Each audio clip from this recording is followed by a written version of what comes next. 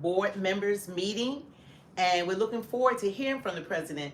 And you guys stay for the after the president speaks. That's when we do our reaction and we comment off of what the president has discussed with the American people. There's a lot going on inside this country right now. To me, it's unrecognizable. And we're going to join the president right now. Don't forget to hit the like, share, and subscribe to Speak the Truth 2.0. The President of the United States, Donald J. Trump.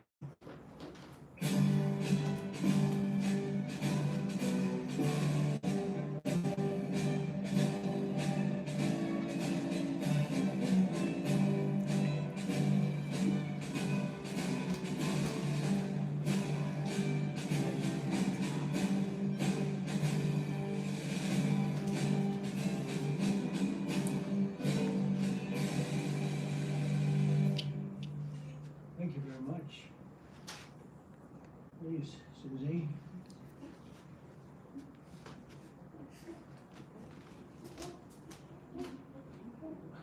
No place like the White House. Do we agree? Right, Mr. Kraft? No place like the White House. Thank you very much for being here. Appreciate it. And we'll maybe discuss a couple of general topics. This is a board meeting for the Trump Kennedy Center, but we'll go into a couple of other things that we have the media present. It's always present, unfortunately, constantly.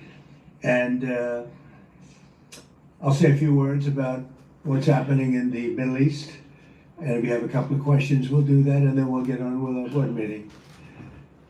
So, thank you very much for being here. We have a wonderful group of very, very smart, talented patriots at this table. Our powerful military campaign to end the threats posed by the Iranian regime continued in full force over the past few days.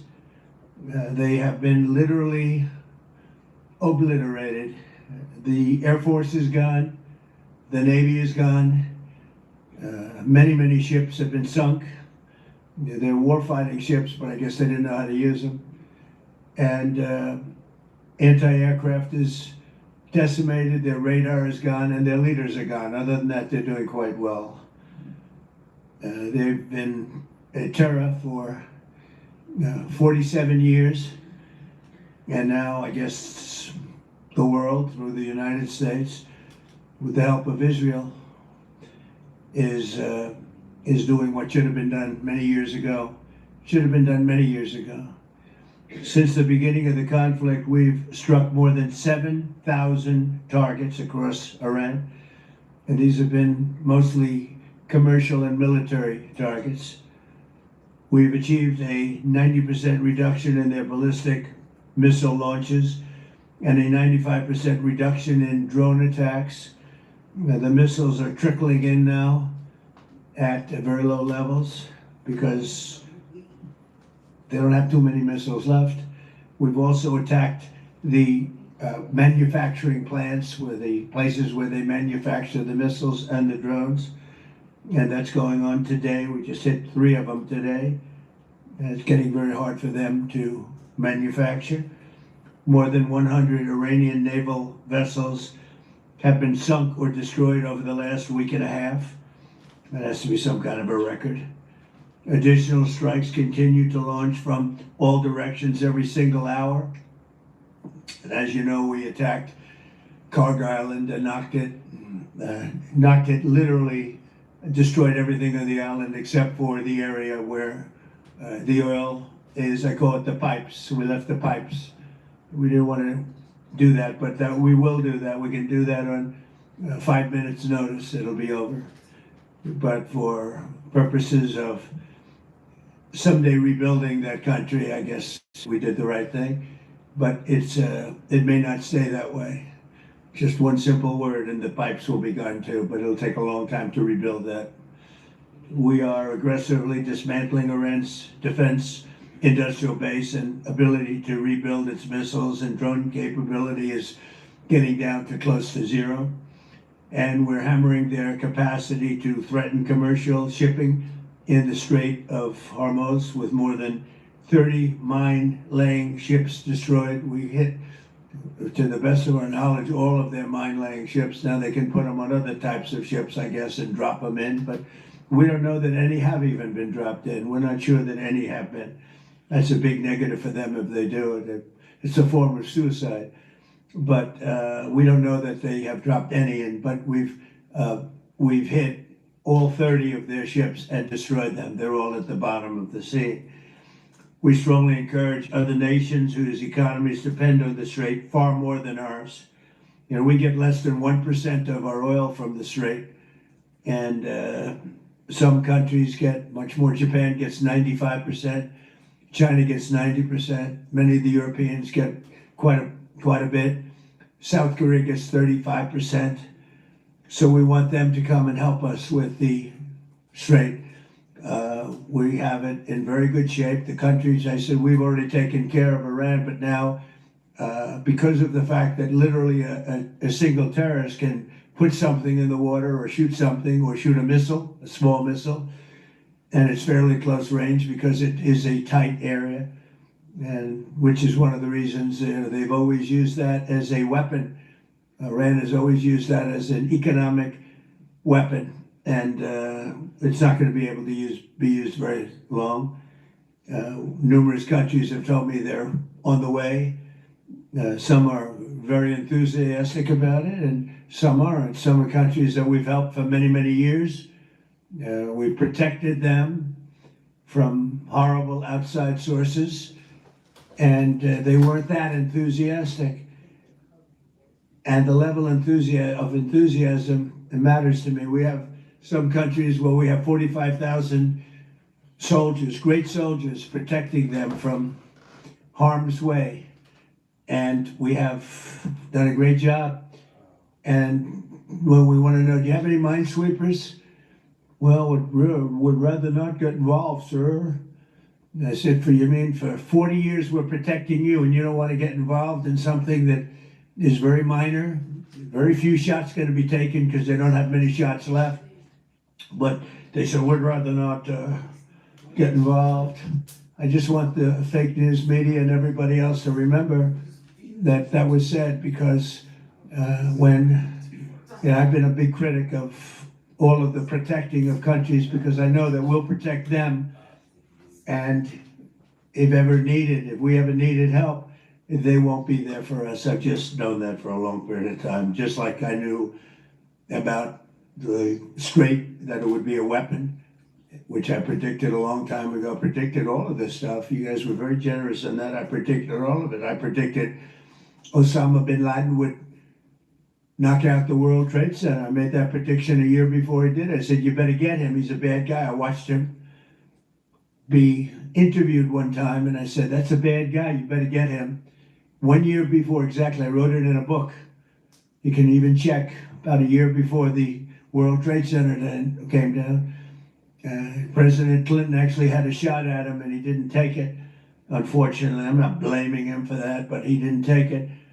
And he ended up knocking down the World Trade Center, but I predicted that. I predicted a lot of things. We strongly encourage other nations whose economies depend on the Strait for blood. I mean, these people literally need it. 95% of their energy or their oil comes out of the Strait, and they should be in here very happily helping us. And it's incredible. We have we're number one in oil by double now. We drill, baby, drill. We're double any other nation, and it's going to be soon triple any other nation, and that doesn't include Venezuela, who's been great. By the way, the relationship with Venezuela has been fantastic. Literally millions of barrels of oil are being taken out, and it's been a great help, and it's been to their great benefit. The president has done a really good job. We get along with him really well, but we've taken out millions of barrels of oil and brought to Houston and other places to the refineries. We have refineries set up specifically for that, and it's been a great relationship. And more and more is happening. It's a tremendous oil source, and we're stepping it up very rapidly. The big companies are going in, and they will actually numbers in a pretty short period of time. Numbers that they've never been able to do, we'll be doing. There's a lot of oil under that land. We strongly encourage the other nations to get involved with us and get involved quickly and with great enthusiasm. I have that from a number of them, and I'd like to say their names, but frankly, I don't know if they would want me to or not, because maybe they don't want to be targeted. But I say, wouldn't matter if you're targeted or not, because this is a paper tiger that we're dealing with now. It wasn't a paper tiger 2 weeks ago, it's a paper tiger now. So now we're going to get down to the reason. We'll take a couple of questions in a moment, but we're going to get down to the reason we're here today. Actually, this was set up a long time ago. It's the Trump Kennedy Center. Over the past year, we've made incredible strides to restore the true purpose and prestige of this revered institution. Together, we're going to ensure it remains the finest performing arts facility of its kind anywhere in the world. And I don't know that it ever really reached that stage, but it will over a period of time. We're rebuilding it. It's in very, very bad condition. It's been it's been somewhat of a disaster, to be honest with you. It's been let go to hell. That's what they've done. They did a poor job. They spent money in the wrong places. They built some theaters underneath that nobody uses, little ones, tiny theaters that cost like $300 million. And the money was spent incorrectly, wrong. We're dealing with some networks on the possibility of renting those little theaters. Nobody's going to use them. They want the big halls. The halls are going to be incredible. They're in bad shape, but when they're completed, the bones are potentially something that could be unbelievable. So I want to, before we begin, I want to thank Rick Grinnell. He's been a friend of mine for a long time. He's been unbelievable. He was the ambassador, as you know, to Germany. There was no happier woman in the world than Angela Merkel. Angela. She called me, "Thank you, sir, thank you." Although she liked Rick a lot, there was nobody happier that he was no longer going to be the ambassador to Germany. He was difficult for them. He was not your typical ambassador. He was the opposite. He would do what was best for the United States, not for Germany. And I want to tell you, he did a great job. So good that I put him in charge of a thing called intelligence. And something he didn't really want to do, but he did it, and he did it incredibly well. There were a lot of leakers. He found out the leakers. And when he didn't find out who the leaker was in a certain area, he fired everybody. And he went into one room where there was leaks coming out. These are long-term problems that these various places have had. And he said, "Who's the one that leaked this?" And they wouldn't admit it, so he fired the whole room. And he did a good job, I'll tell you. He was very good. And during this transition period, I asked Rick if he would run it, because we wanted to see. And if you remember when we first took it over, I didn't do it with enthusiasm. I did it because somebody had to do it. I had to turn it around because it was failing. It would have closed, and physically it would have almost fallen down. It was in very bad shape. The steel columns outside, as an example, were meant to be covered. You know, exposed steel is unusual to have in building. What I do best in life is build. I build buildings really well and under budget and ahead of schedule. That's what I do. Unlike the Fed building, which is going to cost billions of dollars. It may never open. I mean, right now, we have a wonderful a wonderful new head of the Fed coming in. I don't know if he'll ever be able to occupy this complex that was destroyed by Jerome Too Late Powell. I call him too late because he's always too late with interest. Should cut interest rates. He should cut them right now. They should have a special meeting. What's a better time to cut interest rates than now? A third grade student would know that. But that's a terrible thing. But what I do is build. I build great stuff. And what we're going to do is, right outside. In fact, if you look behind me, see the nice gold curtains? If you want to look into a nice foundation and you want to see a lot of work, very deep, very, very deep for specific reasons, we have a magnificent ballroom being built, because this is the biggest room and it holds like 98 people for dinner. But behind me, you're going to have a ballroom that this building and the people occupying it in particular, every president for 150 years has clamored for a ballroom, a large, beautiful room. This is a cocktail room, and this whole floor will end up being a cocktail room for the cocktail area, or pre-area for the ballroom before dinners. So we'll have heads of state. We can't even do a heads of state dinner. Usually what they do is they would do them on the lawn with a tent. But when it rains, the lawn is very low. And you know the land in Washington, it was built on swampy wetland. And when it rains and you have the King of Saudi Arabia, we have as an example, the King of the UK, I would say King of England. There was a great guy, he's coming in very soon. And when it rains, you know what happened? And the rain would go over their feet. It would be about 4 or 5 inches over their shoes. This was not good. And it rained a lot. So we're building finally, because I do that. And by the way, no taxpayer money. I want to put that, zero. It's on time, on budget. It'll be under budget. We're having it under budget, other than we've upgraded it in terms of the marbles we're using. We're using onyx and stones that are incredible. But it'll be something really spectacular. I'm looking at Mr. Steve Wynn, who's over there. He built a spectacular building, and he knows Trump builds a spectacular building. I built better buildings than him. I don't care what he said.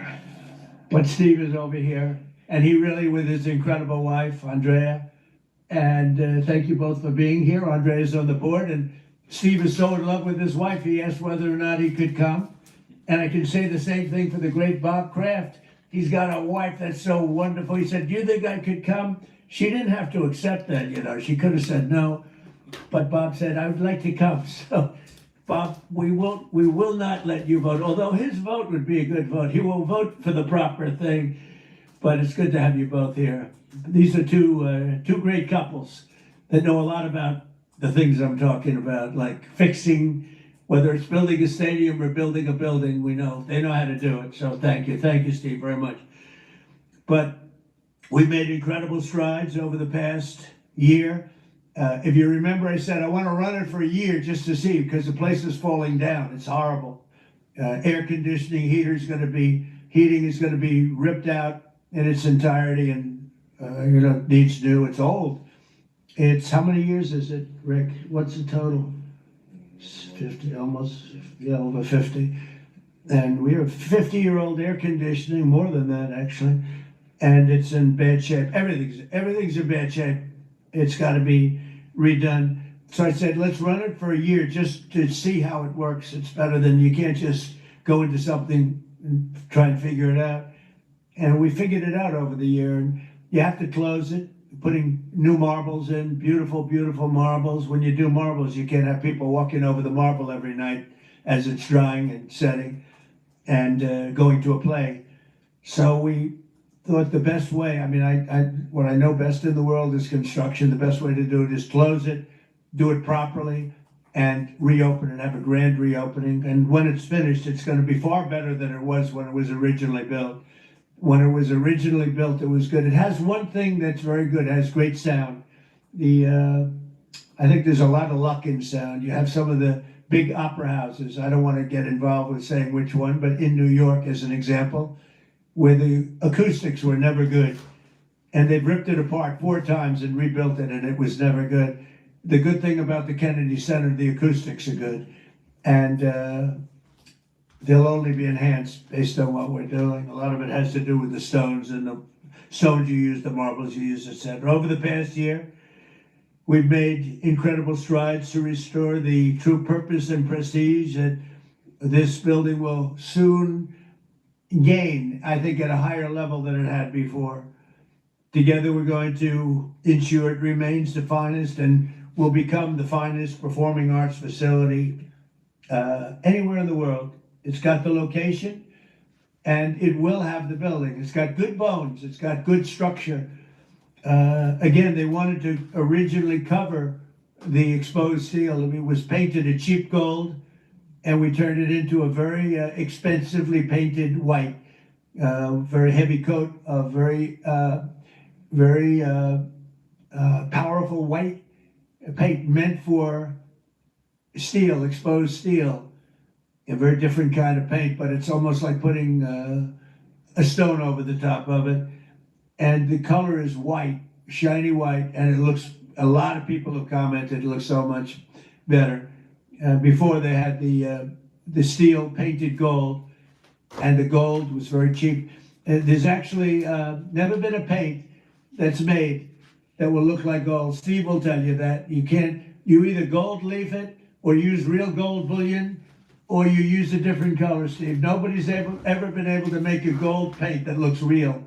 Little minor thing for the media. I'm sure you're thrilled with hearing that. But there's never been a paint. I said, someday I'm going to discover a paint where you don't have to actually use gold leaf. Gold leaf's a very, very big and expensive process, but it's a beautiful thing, but not when you use paint. So we got rid of the gold columns, which looked always terrible. They look cheap and they look fake. Very much like the media, actually. And we took the columns and we painted them white. Before we painted them matte, very importantly, we structuralized them. We replaced bad steel that was very badly rusting. I mean, these are columns that are holding up a building. And we had to replace areas of columns that were actually rusted out because it was in very bad shape. It's not even describable how bad this building was, both inside and out. I want to thank Rick Grinnell, but you really did a great job, Rick, on this, and we appreciate it. I'm looking for your next venture, because he really was, there was a story he got fired. He didn't get fired. He was here for a short period of time, for a year, figuring it out with Matt and everybody else. And Matt now is going to take over, and he's a pro at construction, great at construction. And I think Matt would like to run the facility too. He's fallen in love with it. And I think he'd do a good job. But if I don't think he will do a good job, I'll say, Matt, you're fired. I'm getting somebody else. So you're under no pressure, Matt, okay? It's like Bob Kraft. If a football player doesn't perform well, typically you will fire him immediately, Bob. Do you ever let them stay around for 4 or 5 years if they're bad? Not too many times, right? So anyway, I learned from him. So I want to thank also Attorney General Pam Bondi, who's been fantastic. Is Pam here someplace? Oh, hello, Pam. Good. She's been great. And the Speaker has got the easiest job of anybody in government. He's got a majority of 2. I don't like to say 1 because it varies, but between 1, 2, and 3. And I think you're the only man that's ever lived that's able to be very happy about it. In fact, when we get up to 3, every once in a while we get up to 3. Actually, for a period of time, we had it up to 4, and then we had a death. And death is very bad when you're the Speaker and you have a majority of 2 or 3. But we had a death, and then we had another death, and we had some things, and but we're looking very strong. We had one man who was very ill. It looked like he wasn't going to make it. I don't know. I won't mention his name. Should I? Do other people know his name? Do you want to mention it? He'll be proud. Go ahead. Tell him the story. Okay. Well, thank you, Mr. President. Congressman Neil Dunn of Florida had some real health challenges, and it was very serious, and had a pretty grim diagnosis. And I mentioned it to the president, and I said, Congressman Dunn is a real champion and a patriot because he's still coming to work. And if others got this diagnosis, they would be apt to go home and retire. What was the diagnosis? It was, I think it was a terminal diagnosis. He would be dead by June. Okay, that wasn't public, but yeah, okay. That's, it was grim. That's what I was going to say. I don't think with a heart problem, by the way. This was a heart problem. So the long story short, the president called him to encourage him and thank him, and they had a conversation, and the president mentioned in the course of the conversation, you know how to get my doctors involved, and they did, and within a number of hours, they took him to Walter Reed, emergency surgery. The man has a new lease on life. He acts like he's 30 years younger, and he walked into the conference meeting, and we thought we'd seen a ghost. And I spoke with him over the weekend, and he's encouraged and thankful, and he thanks the president for his leadership and intervention. And Amen. Thank you. He Amazing. actually called, Mike called me and he said, "Sir, we're up by 3, but we're gonna lose 1 by June." I said, "Who?" "Neil Dunn." He said, a great congressman, incredible. He called to say that he was terminal, really bad heart. There's nothing they can do. I said, "That's bad." Number 1, it was bad because I liked him. Number 2, it was bad because I needed his vote. But he really said, "Mike, I'm gonna last this out for the president and you, and however long I live," I mean, it looks like June is the time, but however long I live, I'm gonna be voting for you. I mean, how many people are gonna say that? Most of them are gonna say, "Mike, I'm retiring immediately, that's the end." He's an extraordinary But man. he didn't do that. It was really impressive. And then I realized I have doctors in the White House. The White House doctors are incredible, and they've helped me with other people. They're helping me with people right now. People that are very sick are like they're miracle workers. And I said I have to call them, and I called the 2 doctors. They're both great, and they immediately went over to see the congressman, and he was on the operating table like 2 hours later. Yeah. And it was a long operation. They gave him more stents and more everything that you could have. I think he's got everything that you could possibly have. And they called up, they said, "Sir, I think he'll be fine." I said, "You gotta be kidding." He said, "I think he'll be fine." And Mike was telling me the story that the other day he came into a meeting for the first time in a long while. Go ahead. Well, it was incredible. I mean, he has a new lease on life. He has more energy than a man half his age, and very encouraged and encouraged all of us. So again, a testament to great leadership. And he's, my hat's off to Neil Dunn and his beautiful wife and family. He's an extraordinary individual. And just, because I don't want to have a terrible story about this, I did it for him first and for the vote second. But it was a close second, actually. But I did it for the vote Oh my God. second. All right. I want to also introduce Susie Wiles, who's fantastic. She's our chief of staff, and she's an amazing person, an amazing fighter. And she announced a minor difficulty, which will be in good shape. Good shape for her. It'll be around for a long time. She had a diagnosis. You probably saw it, and she's going to take care of it immediately, as opposed to waiting. She said, "Let's do it now." I said, "Do it immediately," because with that particular ailment, the faster the better. That's the only thing I know about it. The faster the better. She's going to do it immediately. So she just started, actually. And she's going to be in great shape. The prognosis there is excellent, beyond excellent. So, but who needs it, right? Who needs it? So before we took over, just a year ago, this wonderful place was literally on the verge of collapse, both from a financial standpoint, maybe more from a financial standpoint, but also from a physical standpoint. Necessary maintenance has been ignored. The programming was very woke and out of touch with reality. And we had an orchestra that lost like $18 million a year, and they subsidized it every year. So what kind of an orchestra loses 18? And I'm being nice when I say 18 was much more. And I started looking at the programming. They had tremendous union difficulties, like 19 different unions, and driving everybody crazy. And I think the unions are going to be great. I've always gotten along with unions. As you know, I got great union support. But you had 19 unions. Every time somebody wanted to put on a play, they had to deal with 19 different groups of people. And they say it was like Broadway, but worse. And you don't get worse than Broadway when it comes to the unions. I've watched that for many years. The programming was terrible, and they had a budget deficit of about $26 million minimum, owed a lot of money, were out borrowing money, which is a lot of people don't understand. So under the leadership of this exceptionally talented and rich board. It's a very rich board. Not everybody, but most of you are loaded. Ike Perlmutter's got so much money. Look at Ike Perlmutter. He ended up being the largest owner of Disney. Started with, was it $100 or less? It was a little less, Ike, right?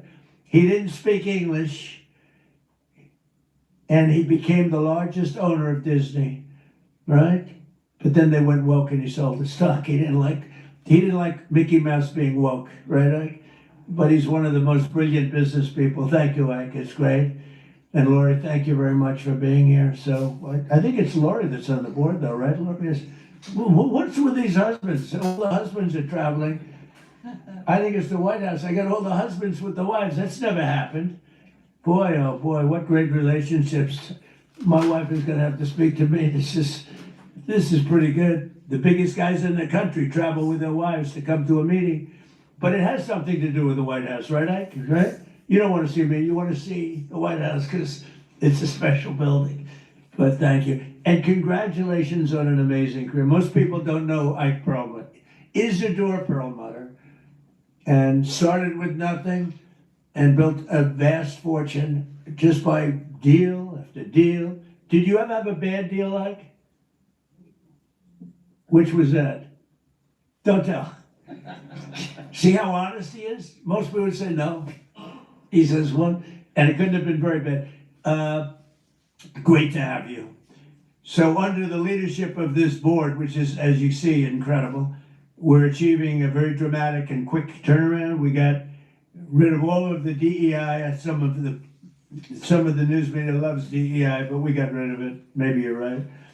Brought back patriotic and family-friendly programming, and last year we raised over $130 million to keep this place going. Otherwise, it would have been closed. The building, let's call it the Kennedy Center from that time, was losing so much money it could not have stayed alive if we didn't come in as a group of people and a lot of wealthy people that made a lot of contributions. So with the Trump Kennedy Center honors alone, we raised this year a record $23 million, which was double what they had ever done before, with $23 million.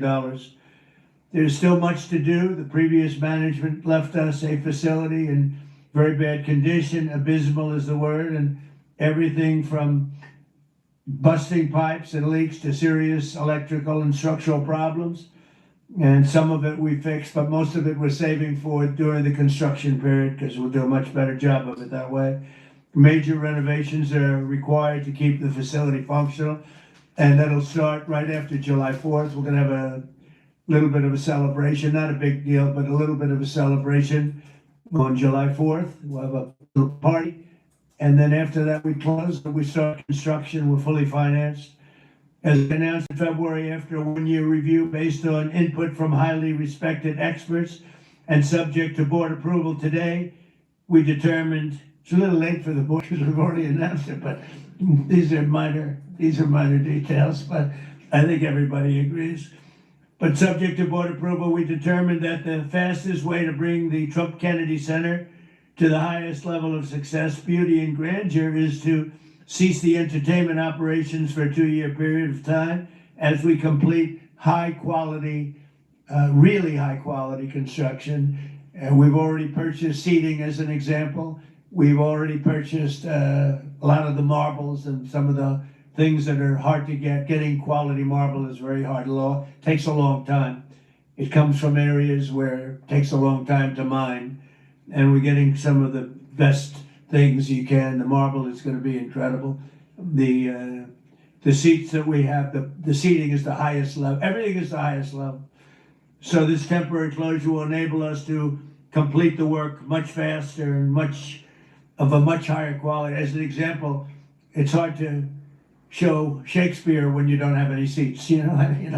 As the seats are being changed, it's not exactly a great experience for people. So the right way to do it is just close it and fix it and open it. We'll begin right after, as I said, July 4th celebration. And thanks to the great big beautiful bill, we are fully funded, ready to go. And we have tremendous amounts of money coming in from some people around the table, but also from people that are not here but that have made very generous contributions toward the Trump Kennedy Center. People that have never given to it before and would never have given it except I asked them to give. So, Rick, I thank you very much for the job that you've done, and I'm delighted that you really are. You did a great job. It was a little rough with a couple of the people, but that's okay. They've survived. Some of the artists, they took a pounding from Rick. It's almost like this guy right over here, Anthony. He knows what it is to pound people. Right, Ike? Anthony knows. Anthony's another great. You're not on the board either, Anthony. You're here with your wife? Oh, what's going on here? The most successful people, they're all here with their wives. I'm looking around. Oh, wow, that's impressive. Anthony's another one. He started off with one truck. He had one truck 45 years ago. He ended up with 4,000 trucks, and he sold his company for billions of dollars. And you're here, Anthony? He's a member of one of my clubs, and all he has is cash. He said, I have a big problem, sir. What? I don't know how to invest my cash. Most people have a problem. They don't have any cash, right? Anyway, thank you, Anthony. You're the greatest. So all of these people have done so much, and they've done so much to help. And Matt, I just really, I'm here to a certain extent to wish you good luck with everything and to introduce you to the board. Many of the board know because Matt's been running a lot of the initial construction and planning, and going to be assuming the role of Chief Operating Officer and Executive Director, where he'll lead a construction crew for the next, a big crew, by the way, because it needs a lot of work, for the next 2 years in preparation for the grand reopening. And I think it's going to be something that's going to be very, very special. We're doing a lot of special things. We have a lot of things happening. We have at the front of the White House on June 14th, you probably read, UFC is going to be here. Dana White, the great Dana White, he's building literally a stadium, a 5,000 seat arena right outside the front door of the White House. And they're going to have about 100,000 people in the park right across the street, where he's building, I believe, 8 massive screens for people to watch, all free, for people to watch. It's June 14th, happens to be my birthday. That was only by happenstance. It was not planned that way, but it's a Sunday night, which they never did. Sunday night's super prime time. It's going to be broadcast on CBS, which is the Ellison family, 2 great people. Great people, it's a great family. And it's going to be a tremendous event. And we have Roger Penske is going to have IndyCar here. We're going to have a race around the Capitol. That's going to be in August. So we have that. And we have a tremendous number of things. We have the Olympics, we have the World Cup, and we have the 250. And as you know, I was responsible for getting the Olympics. Actually, Bob Kraft helped me. And he helped me with the World Cup too. You were very good. Who could be better, right? But he helped with the Olympics and the World Cup. But we have the Olympics coming. I was responsible for that, right, Bob? We have the World Cup coming right now, and I was responsible for that. Then we had a rigged election, and because of that, I was always very upset. When I got the Olympics, I said I won't be president because it was last term if I went by the normal progression. And then I said, well, let's see what happens. And then they rigged the election, and I said, let's do it again, and we won in a landslide. And I came back and I ended up with the Olympics and the World Cup. Somebody said, did you do that on purpose? So I claimed the Olympics and I claimed the World Cup because I did get both. And then I tried to claim 250-year celebration. I said, I got that. They said, no, you didn't. That one you didn't get. They're giving me no credit for that one, Mr. Speaker. I couldn't. So I gave up on that one quickly. That wasn't working. It wasn't working. But I just want to thank everybody. This board has been incredible, and it's really nice. What we're going to do is we could take a few questions from the press, and then after that we'll have our meeting, and we have a little lunch for the board. So we'll have a little bit of a lunch, and it's an honor to have you all here. It's so many of you, Jimmy, so many of you are friends. It's a great honor to have you here, and we're going to do a great job with the Trump Kennedy Center. Okay, yes, please, CNN. Yeah. Thank you, Mr. President. I'm not CNN, I'm Daily Wire, but thank you for the question. Numerous countries have told me they are on their way. Can you give us a hint what they are, what that entails, how soon they might be You there? mean who are the countries? Yes, sir. I'd rather not say yet, but we'll be announcing a Marco Rubio and the various people that are doing that will be announcing. And we do, I have to tell you, we have some that are really enthusiastic. They're coming already. They've already started to get there. You know, it takes a little while to get there. It's like, in some cases, you have to travel an ocean. So it doesn't go that fast, but it'll go fast. And we have some that are fairly local that are doing it. But we'll give you a list. Some are very enthusiastic and some are less than enthusiastic. And I assume some will not do it. I think we have one or two that will not do it that we've been protecting for about 40 years at, you know, tens of billions of dollars, Mr. Speaker. So I'll be reporting that to you in the House and the Senate. And I'll say, why are we protecting countries that don't protect us? And I've always felt that was a weakness of NATO. We were going to protect them, but I always said, when in need, they won't protect us. Now, this isn't need. Need would be one of the big boys.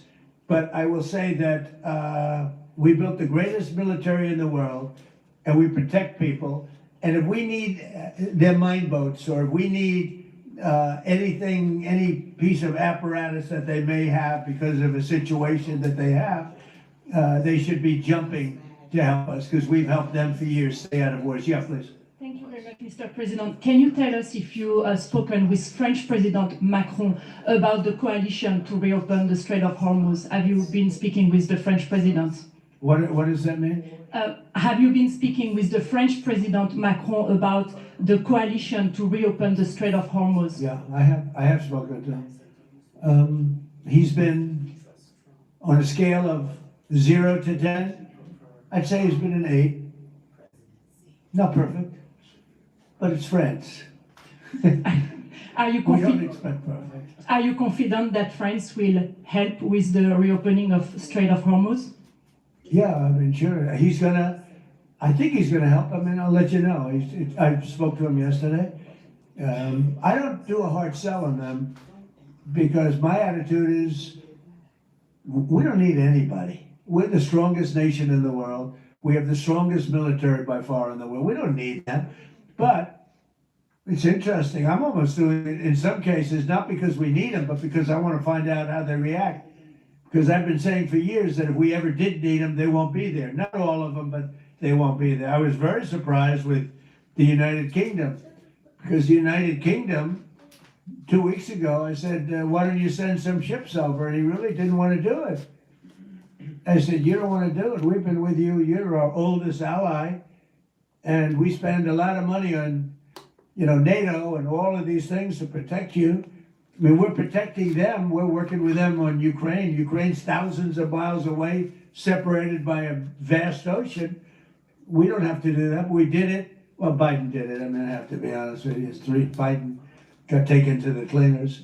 But we worked with them in Ukraine. We don't need to work with them in Ukraine. And then they tell us that we have a mine ship around and they don't want to do it. I think it's terrible. No, I was very surprised. I told him, you know, we requested 2 aircraft carriers, which they had, and he didn't really want to do it. And then right after the war essentially ended, you know, meaning they were obliterated, he said, I would like to send the aircraft carriers. I said, I don't need them after the war has ended and won. I need it before the war. So I was very upset with, not upset, I was not happy with the UK. I think they'll be involved, yeah, maybe. But they should be involved enthusiastically. We've been protecting these countries for years with NATO, because NATO is us. You can ask Putin. Putin fears us. He doesn't fear, he has no fear of Europe whatsoever. He fears the United States of America and the military that was built by me in the first term. Yeah. President, you mentioned the significant amount of oil that China derives from the Middle East. What is the status of your conversation with President Xi in terms of getting China to cooperate, in terms of making the Strait of Hormuz safe for those oil tankers? Yeah, so China is a great example. They get 91% of their oil from the Hormuz Straits, which we protected for years. And it always bothered me that we have these countries. Japan gets 95% of it from the Straits, the Hormuz Straits. And it always bothered me that we're protecting them. We don't need them. We didn't need them before we started dig we must. Dig we must, that's the Trump policy of lots of oil. And we didn't use them very much. It used to be at 10%. Now it's at almost zero. We don't need oil. We have all the oil we need for ourselves. It's one of the great assets that we have. We have more than double what anybody else in terms of oil production. We're at more than double any other country. So we don't need it, but we did it. It's almost, you could say we did it out of habit, which is not a good thing to do. But we did it because we have some good allies there. We have some great Middle Eastern countries there, Israel there. So we did it for a lot of reasons. But it always amazed me that we did it. We never asked for reimbursement. And it was really there to serve other countries, not us. And by the way, we have the Sugar King. The same story. Look at that. Alfie von Hool. Alfie, thank you both very much. That's Pepe, yeah. Pepe, hi Pepe. How are you? How are you? Is Alfie in the backstage? Is he sitting back there waiting for you? No? You doing all right? Pepe is a great friend of all of ours, I think, in the room. Tremendous. And we appreciate you being here. Great to have you. Thank you. Mr. President, honored. That's great. Both of you. Thank you very much. So go ahead, please. Mr. President, you've said that Iran does want to make a deal. Now, into the third week of this bombing campaign, what would that deal look like? What are the asks that you're making of the They want to government? make a deal. They're talking to our people. I don't know if they say that to you. Maybe they do, maybe they don't. Don't forget, they are a country that for years, I didn't know this until recently, they're a country based on disinformation. And now they're using disinformation plus AI. And that's a terrible situation. That's a terrible situation. They showed all sorts of things happening in the last 2 weeks that never happened. Between their kamikaze boats that don't exist, between blowing up the aircraft carrier, one of the great ships in the world, the Abraham Lincoln, on fire. They showed it on fire. I called the general, I said, General, what's with the Abraham Lincoln? It looks like it's burning down. No, it's not burning down. Not a bullet was ever fired at it, sir. They know better. I said, this is my first glimpse of AI and what they've done with it. They showed buildings in Tel Aviv burning to the ground, high rises burning. They showed buildings in Qatar. They showed buildings in Saudi Arabia burning, and they weren't burning. They weren't hit. It was all AI based. Terrible. It's terrible. And that's their only, I think that's the only thing they do well. They're negotiating, and we always talk. Somebody said, well, would you talk? Why would you even talk to them? I talk to everybody, because sometimes good things come out of it. But I don't know if they're ready yet. They're taking a pounding. I don't know if they're ready yet. And we don't even know their leaders. Look, all of their leaders are dead, as far as we know. But they're all dead. We don't know who we're dealing with. We knocked out the first group. Then the second group met, 88 met to pick the leader, because the first group was all dead. And the second group got knocked out. They're all dead. Then the third group met. I would think they're a little nervous about meeting. I don't know if they're nervous. Maybe they're not. Maybe they're crazy. If they're not nervous, then they're crazy. But we met with the next group, but we don't know who their leader is. We have people wanting to negotiate. We have no idea who they are. Yeah, please, Peter.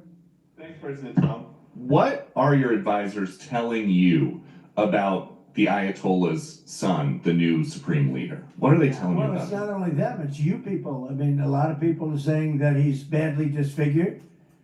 They're saying that he lost his leg, one leg, and he's been hurt very badly. Other people are saying he's dead. Nobody's saying he's 100% healthy. And he hasn't spoken because the Ayatollah would sit and he'd spew hate from a form of a throne, not as nice as a throne. I like the English throne much better, but it was a fancy chair. But he'd spew hate from his chair. But you'd see him a lot, right? This one we haven't seen at all. So that could be for a lot of different reasons. We don't know, Peter, if he's dead or not. Now that you've announced, I will say this: nobody's seen him, which is unusual. something else. Now that you've announced that the U.S. has destroyed all of Iran's mine-laying ships, why can't the U.S. just immediately reopen the Strait of Hormuz? Well, we could, but it takes two to tango. We have to get people to take their $1 billion ship and drive it up.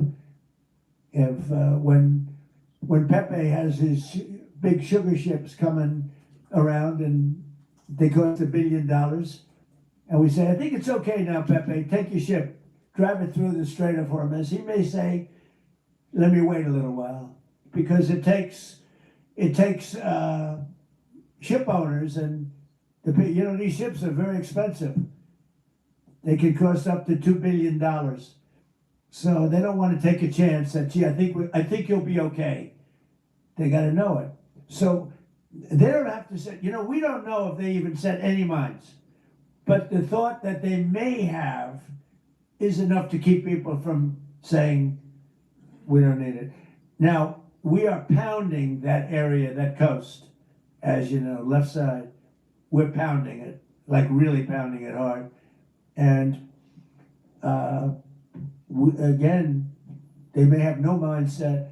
We hit every one of their mine droppers. They call it the mine layers, right? The ships. They're pretty sophisticated ships. Every one of them is gone. But it only takes one. So it's a little unfair. You win a war, but they have no right to be doing what they're doing. But we're hitting them very hard. And today is a big day where we're pounding a certain area that has very much to do with the strait. And I think we'll get it going very soon. In addition, we do have other nations coming in. You need people to watch and people to see. We have other nations coming in. Yes, please. If the United States is working to secure the Strait of Hormuz for the benefit of other countries like China, and our allies aren't yet stepping up to your standard, is the United States getting back to being the world's policeman? Look, the United States should not be very much involved. They can on a certain basis. They've been doing it for a long time. But I've always said, if you look back years ago, I said, why aren't we being reimbursed? These are the richest countries in the world. Why aren't we being reimbursed for maintaining the Hormuz Strait?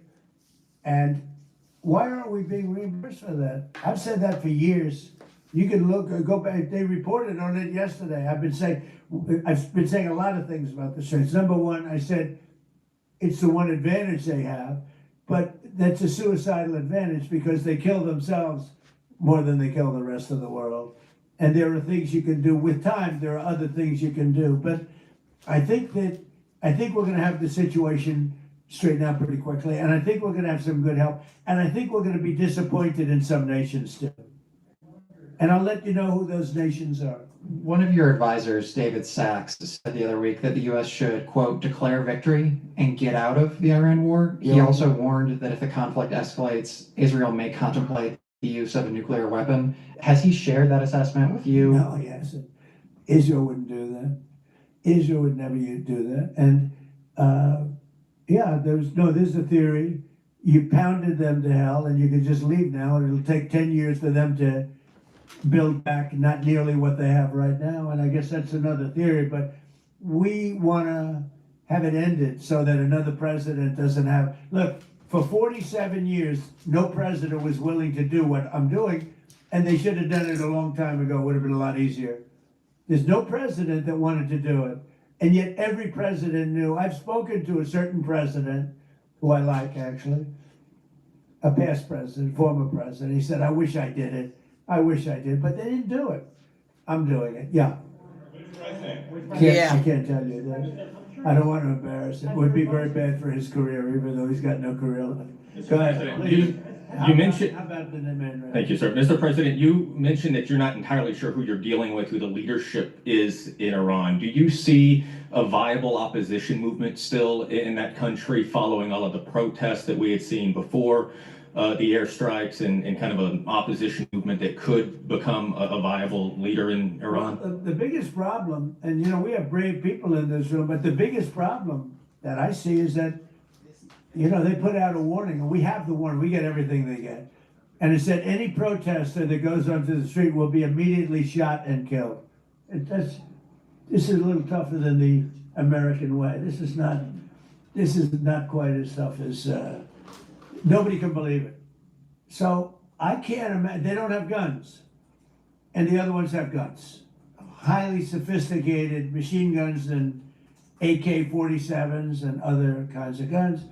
And they did that with the women. So the women had 250,000, even 500 people protesting a year ago. And they shot women right through the middle of the forehead with snipers. And they didn't have to do many. About 10 went down bleeding profusely. And 250 to 500,000 women went running in the other direction. Because they can be brave, but they're not stupid. And they have no gun, and you have snipers in buildings specifically for this reason. So a woman goes down falling, bleeding from the head, and it doesn't take long for that to spread. And when that spreads, that crowd disperses. And nobody else has been able to do that to the extent that these people are violent. They killed a minimum 2 weeks ago, 32,000 people. So, and they put out actually a notice 2 days ago, if you protest, you will be shot and killed. So, I don't know. I would say Mike Johnson's the only person I know has the courage to go out in that kind of an atmosphere. I don't think so. Yeah. Have your advisors told you anything in terms of how long we can expect gas prices as high as they are right I now? don't need advisors to tell me that. I know what it is. You know, the Prime Minister of UK, United Kingdom, yesterday told me, I'm meeting with my team to make a determination. I said, you don't need to meet it with the team. You're the Prime Minister. You can make your own. Why do you have to meet with your team to find out whether or not you're going to send some minesweepers to us or to send some boats? I said, you don't have to meet with your team. It's the same thing here. I can tell you that when this is over, oil prices are going to go down very, very rapidly. So is inflation, so is everything else. But frankly, much more important than short-term, even long-term oil prices, you can't let the most violent, vicious country in the last 50 years have a nuclear weapon.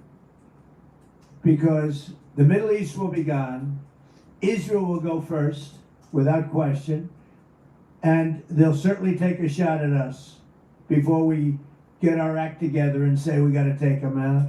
You can't let Iran, who's truly a nation of great terror and power. Look what happened in the last 2 weeks. They weren't supposed to go after all these other countries in the Middle East. Those missiles were set to go after them. So they hit Qatar, Saudi Arabia, UAE, Bahrain, Kuwait. Nobody expected that. We were shocked. And the other one, you know, they fought back. They could have yielded. But think of it, if we weren't around, they had tremendous power. They had thousands of missiles, most of which we've terminated. They had thousands of drones. They were making drones and missiles all over the place. We've knocked out most of those factories. I mean, now they're sending out 2 or 3 missiles. Now, you know, they've still got some. They might have 8% left. But mostly they've been eliminated. They've been terminated by what we did and what Israel did too. Yeah, please. Israel is expected to expand its ground offensive in southern Lebanon to go after Hezbollah. Have you discussed that with Israeli leaders? Yeah. And does the United States support a potential Israeli invasion of Lebanon? Yeah, no, I did, and I know look, Hezbollah is a problem. It's been a problem for a long time, not just now. And it's a certain area, because I was with the other night a person whose parents live in Lebanon. This is a very substantial person, wealthy person, whose parents live in Lebanon. I said, really? How do you live in Lebanon? Your parents are living? Oh yeah, they live there. And over the years, they've gotten used to the fact that it's being bombed. But they explained to me that it's really a different section of Lebanon. It's the section where Hezbollah is. And they get used to it, I guess. I don't know. I mean, people live in Ukraine. You would think they wouldn't live in Ukraine, but they live in Ukraine. I don't know that I'd do that, but they live in Ukraine. They live in Lebanon. Hezbollah is a big problem, and they're rapidly being eliminated. Thank you very much, everybody. I appreciate it. Wow. Well, you guys, Trump, he offered a lot to the American people. Thanks for joining Speak the Truth 2.0. My name is Cindy. This is our reaction. We have a lot to talk about. First of all, I think that President Trump has a lot on his plate for any president. Whether you voted for him or not, agree with him or not, it's a lot going on, you guys. And being a United States citizen, and this is like a different presidency. It's like a whirlwind. It's so much going on all at once every single day of his presidency. It's like breaking news. There's always something going on. As far as Iran, I think that we need to be more focused on who's inside of our country. Because with those open borders that was caused by the Democratic Party, you have 2 million, maybe and a half gotaways that came inside of this country. And they don't know where they are. They know that they have 350 terrorists. You got the cartel, you got ISIS. You have all these entities that are here inside of our country. So a lot can be done inside out. That's why it was alert. As far as California, they were saying Iran was saying they were going to strike there, but they don't even have to announce it because we allowed everyone to come inside of our country. So we can keep, like he'd be saying, like there's oceans between us, like say, like what's going on with Russia and Ukraine and all that. We're over here. But I think that we made ourselves unsafe when we opened up the borders, and you could thank a Democrat for that. I didn't know when I was voting for President Biden that the objective was to open up the borders. If I had known that, I would not have campaigned as hard as I did to get that man elected. I thought that he was going to, after Trump, once he won, I thought that he was going to pass legislation that was going to be positive for all Americans. I thought that we were going to get the George Floyd bill, the John Lewis bill. I thought that he was going to really do a lot with the economy, inflation, all of those things. But I didn't know that a primary agenda was to open up the borders. I think Trump, he has a lot that he has to do. But what I think where he's faltering at is that he needs to have one nation under God. You have to have all Americans. You cannot segregate us. You cannot hide history. You got to bring us all together because people need to do food prep.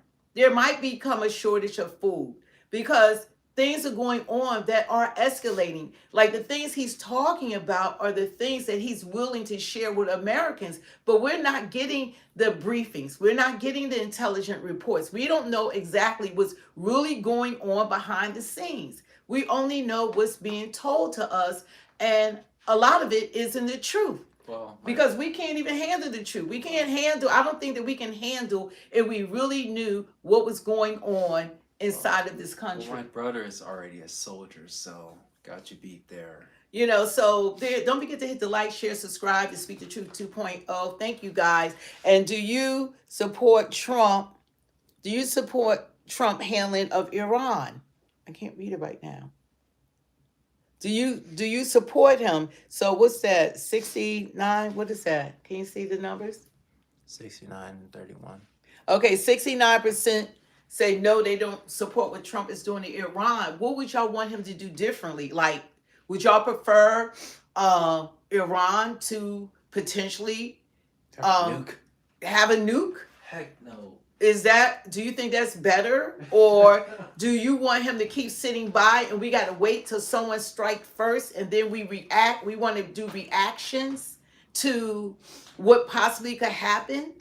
It's like, what do we want? Do we want to appear strong? Trump might not be that guy, but at least he keep people on edge, because he keeps me on edge. Like, what's this guy going to do next? So I'd rather have him to be unpredictable in a sense than to have someone in office that's not available 40% of his presidency, then sleep the other half of his presidency, On and then vacation. suffer from dementia that was hidden from United States citizens. Like, he was not fit for duty. And we found that out when they had the debate. That's when the Democrats wanted to thrust Kamala as the lead candidate. And that's why they allowed him to do the debate with Trump, so that they could expose him. They never had to do the debate with Trump. They could have just hidden him the whole time. He didn't have to do a debate, but he did. And once he did, that's when we saw that this guy was not fit for duty. And these are facts. It's facts. Now, go ahead. Do you guys think Joe Biden was a leader of this country? That'd be a good poll question. Who's a better leader, Trump or Biden? I just wish that we had someone that was for all the people, whether they're Republican or Democrat. I'm not beholden to one party any longer. I've been beholden to the Democratic Party forever, straight down, ballot, just like what most Black people do. But I think this going around is going to be shocking. Hear me, it's going to be shocking to the Democrats and the Republicans, because Black people are tired.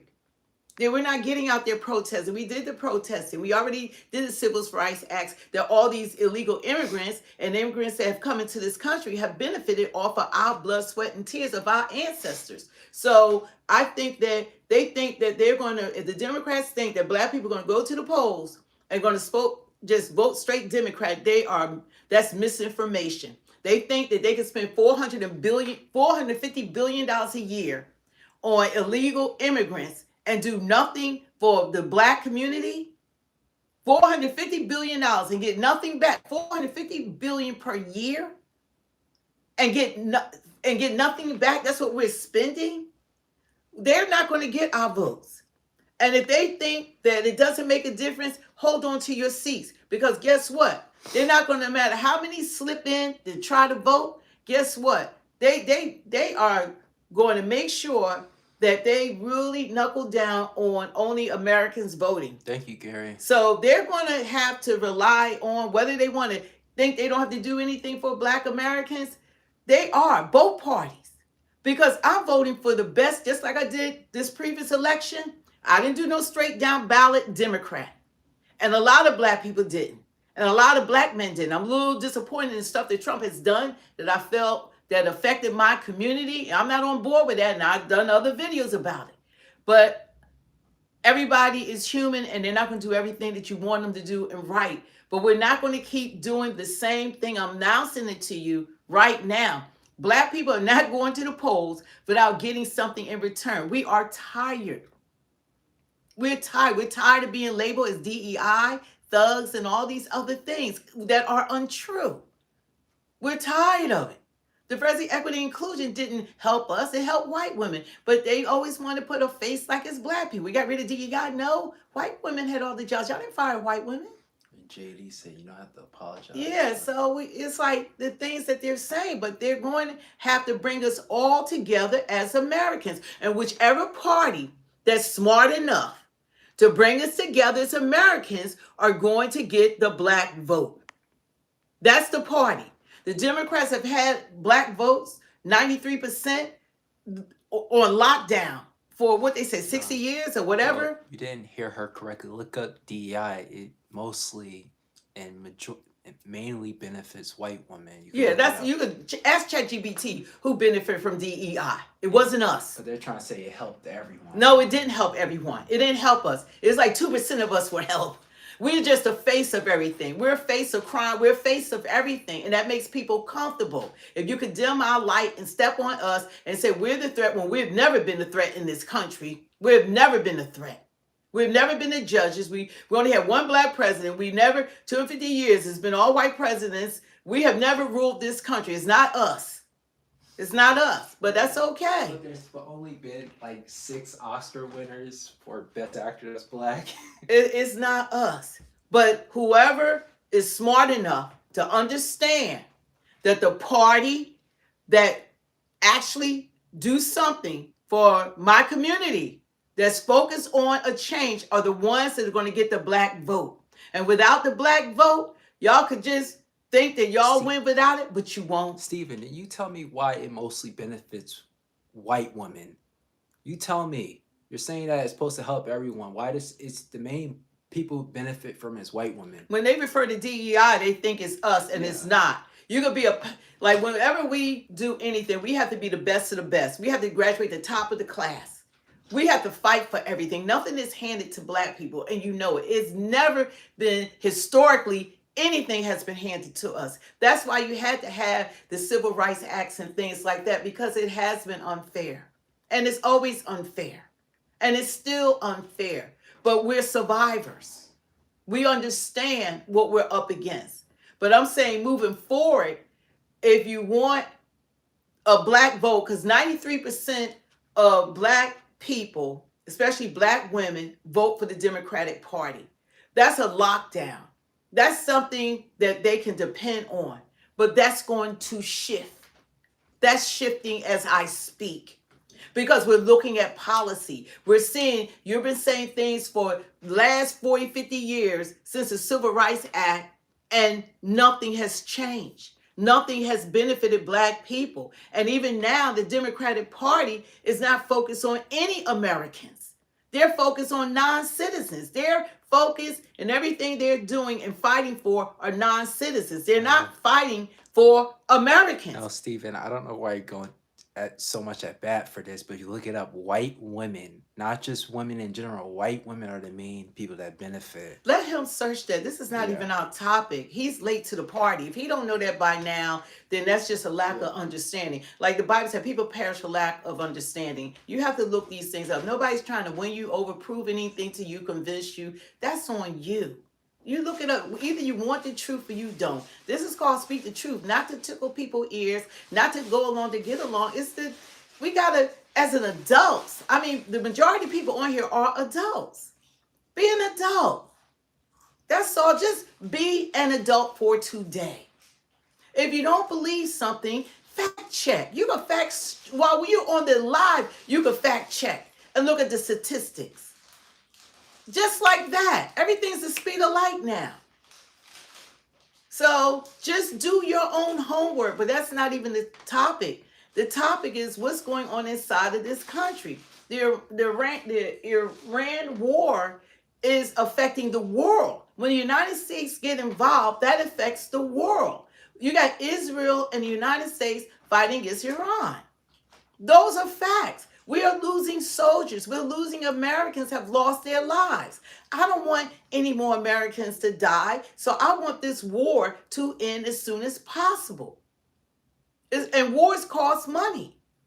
And it's always about energy. It's always about the oil. So all of these things you have to take into perspective that the White House is saying one thing, but a lot of this is being done for a reason. We're not just going in just the nuclear bomb. Of course, that's a big reason. But I think it has to do with oil as well, energy as well.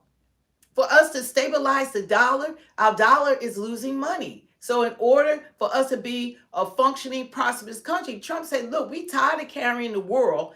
We're carrying everything. We're putting more and more money out than any other country while they're be rich. And we got $38 trillion worth of debt. You know, we need somebody to come rescue us. And we need people to pay their fair share. Not for us to carry the burden of the world, which we have done. But it comes to a point we need people to do their part. We need these other nations. And when Trump asked them to do their part, they don't want to do it because they've never been made to. They never had to. No other president has demanded the United States to be treated fairly because we've been the doormat, literally. You want to be real about it. But we need the war to end. We don't want it to continue because Russia is supplying Iran with weapons or whatever they need, but they're in their own war with Ukraine. China is China and Russia are closer than ever. They want Taiwan, so we got a lot of other stuff that's going on. They want to attack Taiwan. The only reason why they haven't, because Trump said that they said they're not going to attack as long as he's in office. Hopefully that's true. But we don't need the two second and third powers of the world to come together as one against the United States of America. Okay, so we need to be smart.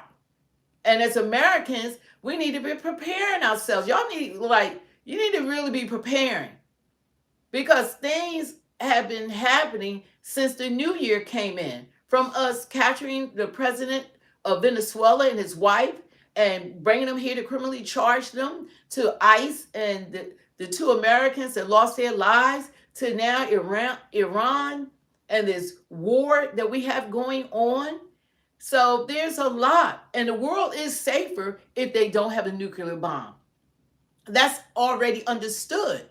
But the United States has to come together and stop being divided between red and blue. I can tell you right now, I'm not voting for no damn Democratic president that's not going to do any. Look, I'm done. I'm done. Hey, Percy Jackson. I'm not voting for another Democratic candidate running for president making promises that they don't keep to my community. We're tired of it.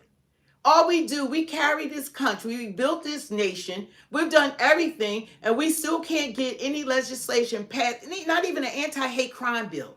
We can't get anything done for us, but the Chinese American, they get an anti-hate crime bill. They didn't even put the damn people in office. We're done. We don't need our Democratic leaders keep talking about non-citizens and continue to ignore. That $450 billion should have went to the black community to build us up. We're here. You're into getting blocked, so I'm not going to block you. We're here. But they're not going to get my vote. I'm done. I'd rather not vote at all than keep voting for liars. I don't want to see another Megan Thee Stallion shaking her ass, or Cardi B, or Usher, or Beyonce, anybody y'all get. I'm done. That don't put food on the table. That doesn't help the economy. That doesn't offer more jobs. And with AI, we're going to lose more jobs now than ever before. All Americans. You hear that? Unless you got a plumbing job or something that you can do with your hands, all those customer service jobs, you call any business, AI is answering. Call your bank, AI. Call the real estate. Everybody got AI. Your insurance, AI has taken over customer service. Now, you need to look more into Lyndon B. Johnson, because he did not get black people's civil rights. No, that didn't come from him. Yeah. So it's just amazing. So we got to watch what's going on inside of our own country. And if we continue to divide, then that's how we're going to plummet. We're going to beat ourselves by being racist, discriminating against other Americans. We got to come together. The countries are stronger when you're one nation under God. Those are facts. And now we got all kinds of entities running around in the country, and you don't know who they are, where they are, or any of the things that we never had to be concerned about until now, thanks to the Democratic Party. As far as the Republican Party, y'all don't think y'all need our votes, but guess what? You do. You need the black vote. These people think, and some of the the regular Republicans always they didn't look for the black votes, but they had black interests. They weren't the ones that were running the KKK. Those were the Democrats. They weren't Jim Crow. That was the Democrats. They didn't do mass incarceration of black men. That was the Democrats. They filibustered the Civil Rights Bill for 70 days. That was the Democrats. So the Republicans didn't do all the harm. They're the ones that freed the slaves. Abraham Lincoln, I think he was like the first Republican. Oh. So the Republicans, now you got some that are appearing to be racist. This is the wrong time to be racist. This is the wrong time. Look at the quote of what Lyndon B. Johnson said when he was saying that if you could convince a white man that he's better than the average black man. But And you could pick his pockets. Yeah. Of anything. Yeah, you could pick his pockets. Look at John. Yeah. People in the country saying he did Civil Rights Act. Well, the thing about it is that they always have a plan, and we always behind the plan. Like he said, all you gotta do is make the poor white man think that he's better than even the average or rich black person, then you could pick his pockets. Because anytime people can make you think that you're better than someone else, that gives people comfort. Because people have fear. They have, they work on their emotions because people are sensitive and emotional. So if they think I'm doing better than you, as long as I'm doing better than you, I don't care how poor I am. That's the mentality that Lyndon B. Johnson was talking about. As long as I'm doing better than you. As long as I'm doing better than you. So Lyndon B. Johnson, he was doing the president, but he wasn't for civil rights. He wasn't really even for it. He became president because of assassination of Kennedy. But he wasn't for it. He wasn't really for it. It was pushed through Congress because of the Republicans. They pushed it. It was the Democrats. His Democratic Party was the one that filibustered the Civil Rights Act. What? How much, It was the Democratic Party. How much did it cost? Uh-huh. How much? I wish I could remember the number, but how much did it cost? Like I think per year for the newcomers. The newcomers, we're spending $450 billion a year for non-citizens. Let that sink in. That's more than we sent to Ukraine. We sent them, they said $350 billion. $450 billion. I'm going to do, you guys look, I'm going to upload, I'm going to react to a video. Someone did the statistics. It's a short video. I'm going to upload that later today. I want to upload more to let y'all see the numbers, what we're spending, and we're getting nothing back. That's not helping us. That's more mouths to feed. Y'all talking about food shortages going to happen. That's more mouths to feed, more cases of water, more animals have to be slaughtered, more everything to accommodate, more housing, more everything. When they came into our country, just breaking news, they came in on welfare. They came in with the clothes on their back. So you got 14 million people hitting our welfare system while we got vets on the streets. You explain that to me. And they still on the streets. And we're still not helping them. They still don't get the benefits we give the non-citizens. I don't see one Democrat fighting for Americans. How many times have these politicians visit American jails and find out how American citizens that are in there being treated? But they run to a detention center for the people that ICE is holding. Van Hall and They run there like, oh, they need air conditioning. Oh, they need food. When the last time you've been to American prison to see the conditions? They're dying in there. They're being raped in there. When the last time one of these politicians had taken the time to visit to see the conditions? They're paying for their crimes, but they're not supposed to be raped. They're not supposed to be killed and beaten up and stabbed. That's not supposed to happen, but it is. And they don't try to do anything about it. It's like they in prison, so these things are allowed. No, law is law everywhere. Everywhere. I'm in jail because I did a crime and I'm paying for that crime, but I didn't rape him. I'm not supposed to be raped by another same gender. It's wrong. And I don't hear anybody from the top to the bottom saying anything about it at all. And they want to know why our kids are messed up, because they come out of jail and they raping kids, they molesting kids, and things are happening. And that's why they're trying to push these abnormal conduct onto our children. So it's a lot that's going on. But the thing about it is that I think both sides, the Republicans and the Democrats, need to focus on what's best for Americans. And we got real issues that we need to come together as one nation under God. And I'm not playing with this. Democrats, this is alert. You're not getting the black vote. Yeah. You're not getting our votes.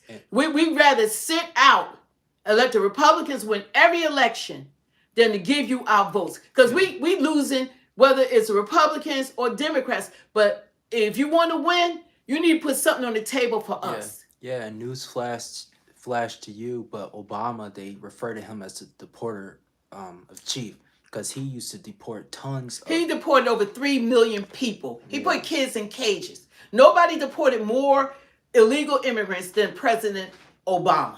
Facts. But he didn't go through having to have ISIS out there, and have ICE out there, and he didn't have to go through protests and all that. None of that happened.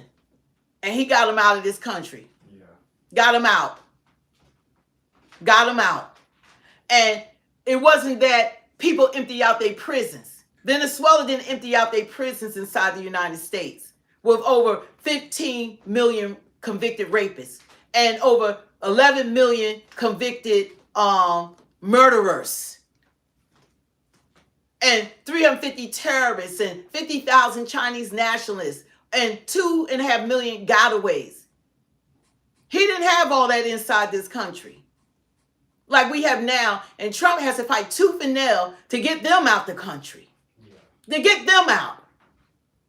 To get them out. These people are protecting them. You're protecting them. And New York is falling, just in case y'all didn't get the memo. And there's no Batman to come to rescue Gotham City.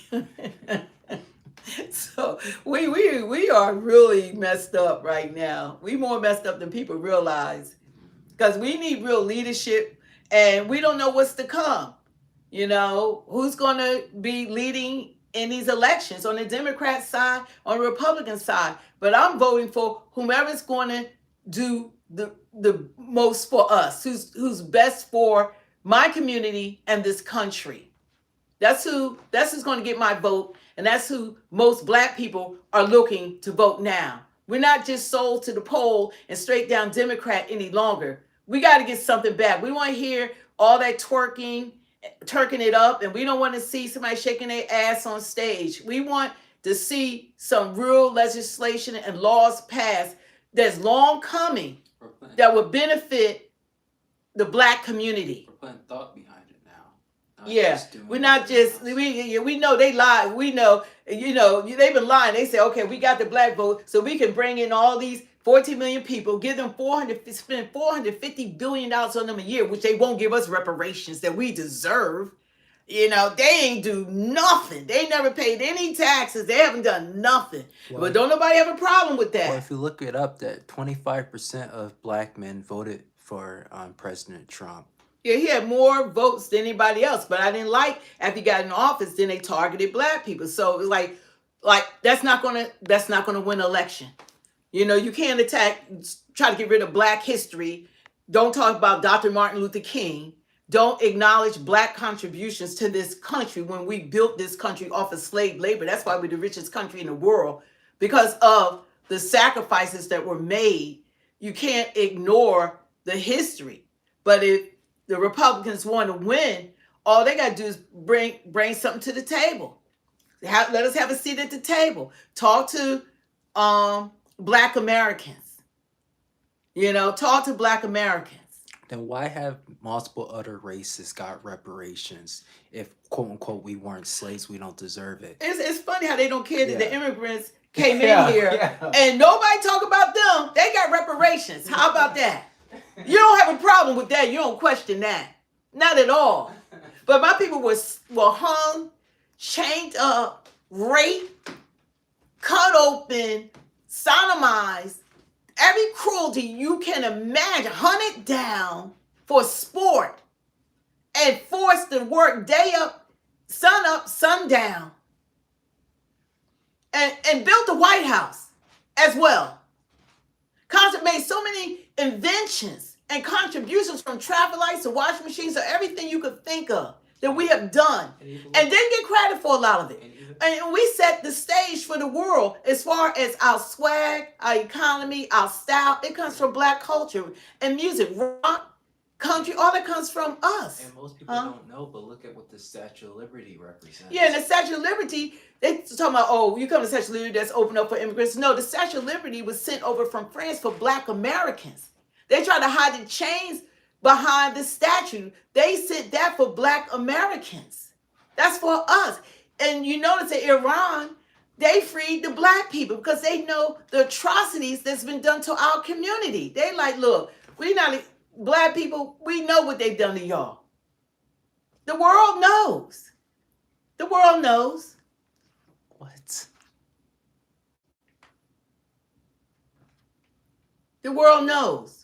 But if you're American, you should have American values. You should want the best. But my whole thing, People in Someone said that black people have invented nothing, but then they used a racist term. It's okay. Yeah. You're lost. See, you butthurt. Uh-huh. See, you rather live a lie, and you rather act like you could ask Chat what are the inventions that Black Americans have made to this country. Foundational Black Americans. I'm not talking about Haitians, Jamaicans. They not know. I'm talking about us that have been here over 400 years.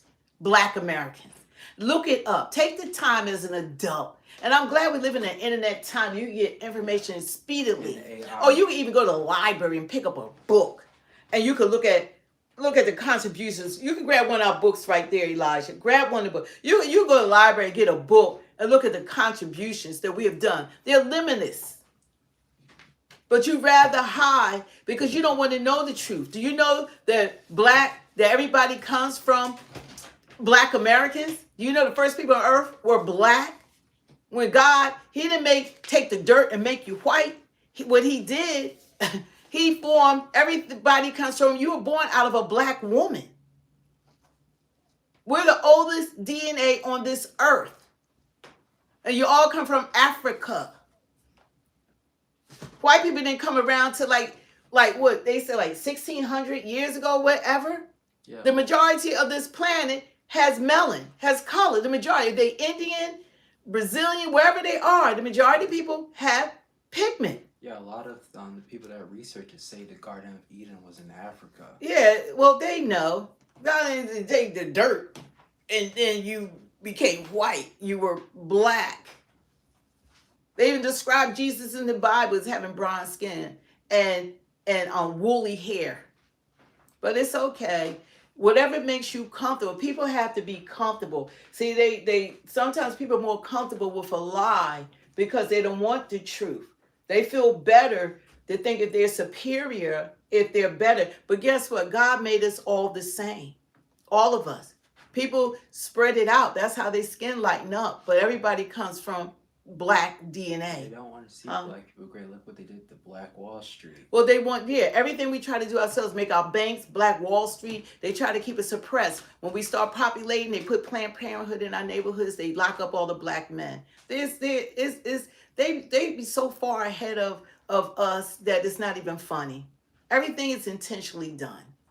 And we understand that. But the information's out there. You can do all you want here in the United States to try to think you can erase history, but you can't erase it from the world. The history is around the world. The world. The world. The books are around the world. The movies are around the world. The film is around the world. It's around the world. And everybody knows it.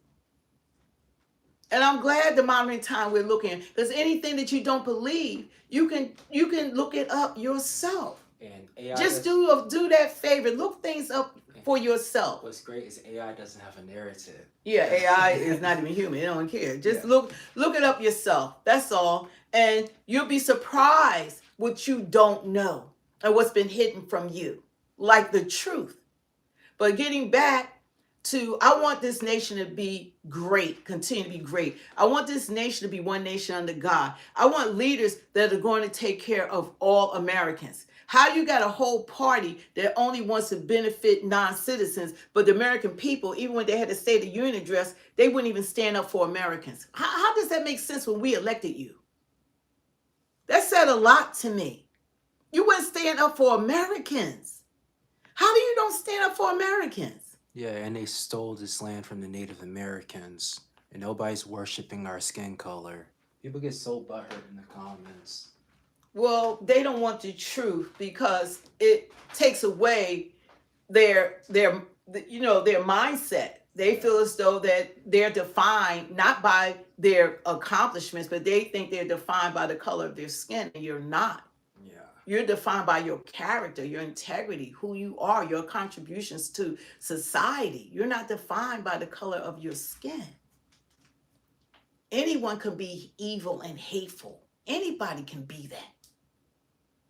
But you have people that choose not to. You don't think black people could have been really treacherous or fight back what was being done?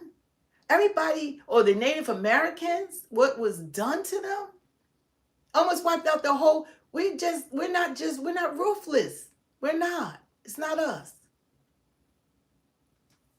But we want fairness. This is 2026. This is not back in the day. I'm not holding anybody responsible for what happened back in the day. I hold people responsible for now. Yeah. For now. They For said- present. If you still have that mentality, then you're responsible. And they had like Uh-huh. also someone said that they're responsible for every advancement. Yeah, that's because you had a head start on everybody. They're not responsible. They have stolen and taken. Haven't had every advancement. Things have been hidden from you, lied to you. Find out what's really going on. But I say, like, what happened in the past, that happened. We can't change the past, but we can learn from it. But moving forward, we need to be better Americans. Period. There's no president that's just a president of half the country. They're supposed to be president for all Americans. That's what Trump got. There's no politician that's supposed to be for half his community and not for the other half. He's supposed to be for all his constituents, Republican or Democrat. regardless of party. Yeah. Do y'all understand? But it has to get better. But I'm telling you right now, I'm going to keep saying it. I'm going to do another channel, probably just to talk a lot about it. But they're not going to, the Democratic Party, y'all not getting the black vote. Y'all think y'all could try to make them citizens, people who haven't earned being here. That's why they don't respect our country. And that's going to keep y'all in office. Guess what? You might get some of them, but you're going to lose all of us. That's what needs to happen. You can't forget, too, how they try to, their view of maybe catering to us, how Kamala tried to get weed. But yeah, that's so insulting and offensive. Okay, black men, we get the hell out of it. We're engineers, doctors, lawyers, astronauts, inventors, scientists, multi-millionaires, multi-billionaires. I mean, come on now. We're just as talented. We're just as talented, more talented than people out here. And Biden goes to the Senate. And the way you keep people suppressed, you try to limit their education. You try to give them the worst books, the worst schools, the worst teachers, and all that. It's not that any race is smarter. It's what's available to you. Because there's no differential in brain. God made all our brains the same. There's nobody, black, white, Indian, Asian, that's more superior. It's all about learning, period. While other countries, they learn 3 or 4 languages, and here in the United States, we can accomplish barely to learn English and speak it correctly. It's your upbringing. It's what's available to you. It matters. But we all have, in this day, the same opportunities, and we have to take advantage of it. And that's what's going on. So anyway, you guys, I'm ready to jump off because Trump and Vance, I want to catch J.D. Vance and Trump. They're going to do, we're going to do another live. So you guys, don't forget to hit that like, share, subscribe. Get this up to 100 likes. Oh, and, someone said, I love you guys. Oh, thank you. God bless you. God bless you. Yeah, we need more moderators. So we need to Yeah. see people who are consistently on here. So we need moderators. And we take Democrats and Republicans. We're not biased, And I haven't seen Jack for a while. Yeah. But we want people on here. And we want to have these discussions. And this channel is going to blow up more. We just got to, I probably need somebody. Hey, you guys know anybody can help me really with this channel because I'm so new at this. And it blew up fast. I've had viral videos with over 1 million something views. And it happened so fast that I haven't been able to keep up with how popular this channel has become. We've had almost 19 million views on this channel, but I still don't know what I'm doing. So I don't use a teleprompter. I probably will start doing that like some of the other ones, but I like being authentic and I like speaking from the heart. I like being real. My whole point is to be authentic, be real, and you can agree to disagree. That's your God-given right. But I just want to do what's right. That's it. And I want our president and our leadership to be doing stuff for this country that's going to benefit all Americans. No, the true religion is Christianity, not Islam, dude.